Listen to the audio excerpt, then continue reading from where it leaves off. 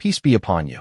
In the past 2 episodes, we showed that the evidence for the existence of the Creator was everything, because the existence of creation and its fine-tuning necessitate a Creator.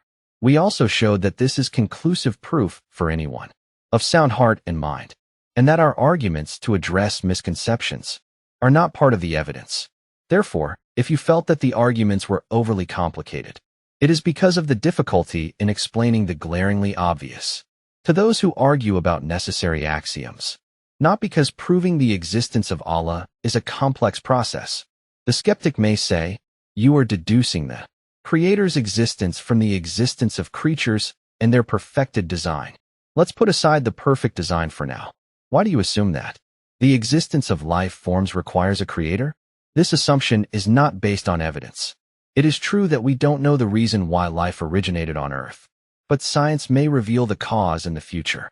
So, instead of assuming a Creator to relieve yourself from the task of thinking, look for the scientific cause for the origin of life.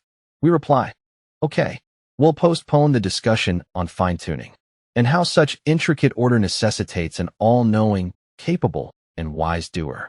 We'll discuss the issue of bringing things into existence. Allah the Exalted says, no, not an acceptable argument. Don't use Allah says since I don't see that Allah exists in the first place.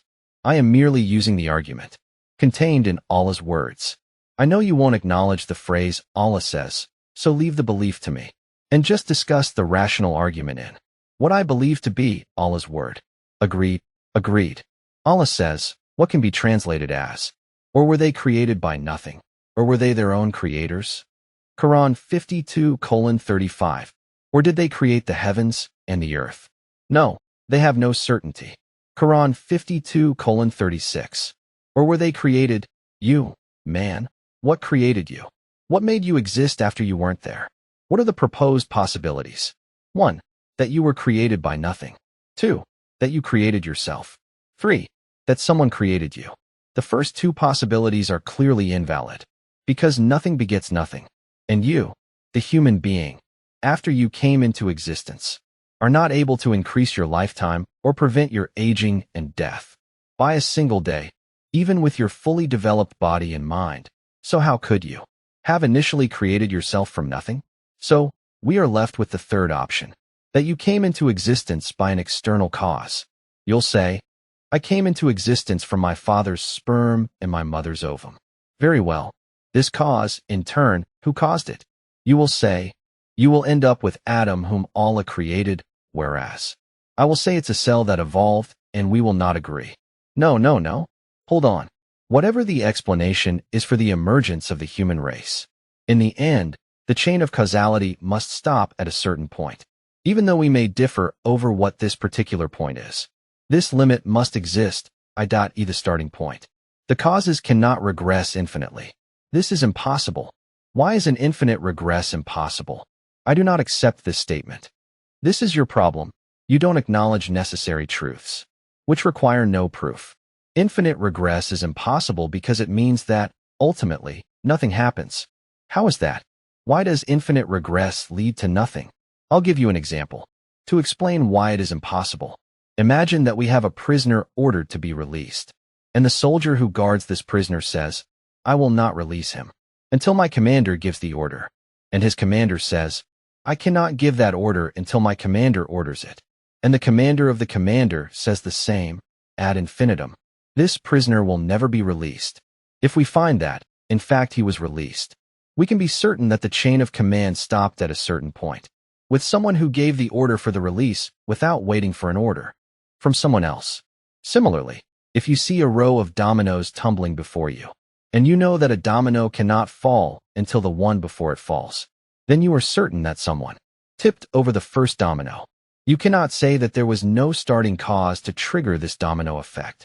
Similarly, in our case, if creatures require an infinite regress of causes to exist, there would be no creation in the first place.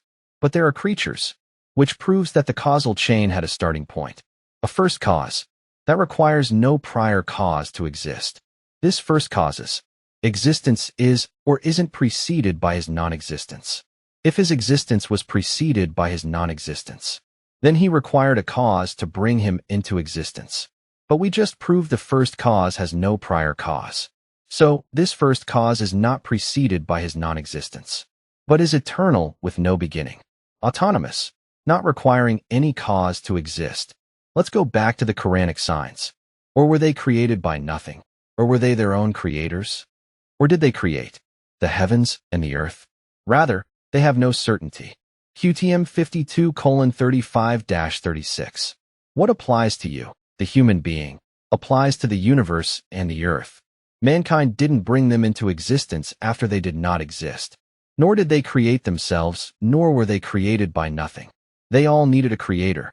The skeptic will say, well, even if we concede that there is a cause, call it a first cause if you wish. Why do you call this cause Allah and claim numerous attributes for him? The answer, that follows from the previous discussion, is, not only is there a first cause, but the fact that he caused creation shows that he has the attributes of power, life, and will. Were he not living, he could not have gifted life to creatures, as one cannot give what one does not have. By his will, he willed creation to exist, and through his power, his will was done. Once we start discussing the perfect design and exquisite detail in creation, we will see that this indicates other attributes as well, such as lordship, knowledge, wisdom, mercy, greatness, self-subsistence, and other attributes.